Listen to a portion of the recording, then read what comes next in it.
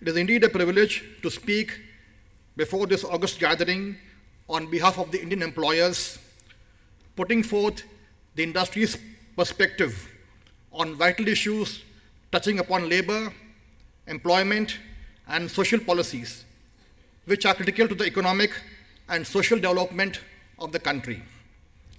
We thank the Union Labour Ministry for organizing the conference and believe that the address of the Honorable Prime Minister would set the tone for a healthy and progressive debate to harness the potential of social partners to the greater cause of nation building.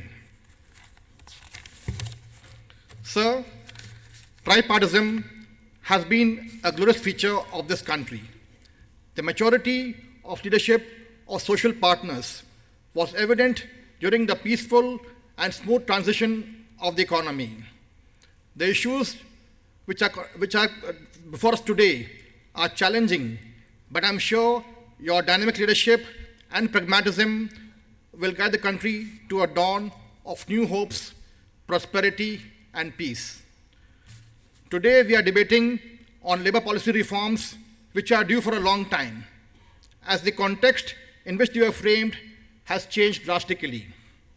The laws framed mainly cater to the manufacturing sector, but do not address the problems of the service sector, which today accounts for 57% of our GDP. The outdated and rigid labor laws protects a handful of, say, 6 to 7% of the workforce, seriously hampering employment generation capacity of the organized sector. This forces the 10 to 12 million youth joining labor force every year to join the unorganized sector, where the working conditions need vast improvement and the earnings are also very low. Multiplicity of labor laws, 44 central and 100 state laws present operational problems in implementation and compliances that need to be looked into. Besides using different terminologies like employee, workman, and worker to denote a worker, or wages, basic wages, salary, referring to the compensation, also creates confusion sometimes. This has made labor legislation cumbersome and complex. We therefore appreciate the ongoing efforts to review and rationalize policies following your government's commitment of maximum governance with minimum government, transparency, and accountability.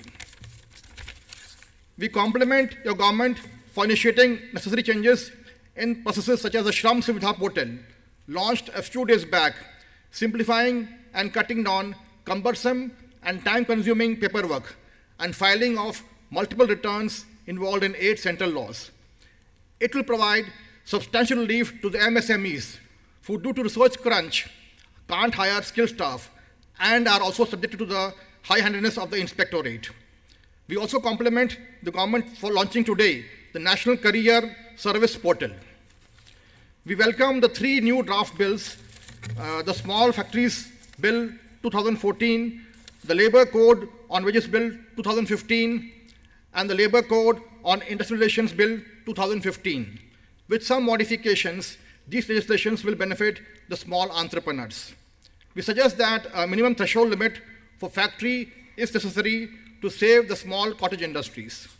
Sir, the employers believe in the universal social security, which we feel is a fundamental right. Industry is already contributing more than 1/5 of employees' wages towards social security. We welcome discussion on social security for the unorganized sector. We are not averse to paying higher wages or social security or higher bonus, but industry capacity to pay should be kept in mind to maintain the level of employment. With these words, I thank you for inviting me to address the conference. Thank you, sir. आखिरकार मुझे रास्ता खोजना पड़ा। मैंने कहा हर दिन की चद्दर का कलर ही अलग होगा, पेशेंट को पता चलेगा चद्दर बदली कि नहीं बदली।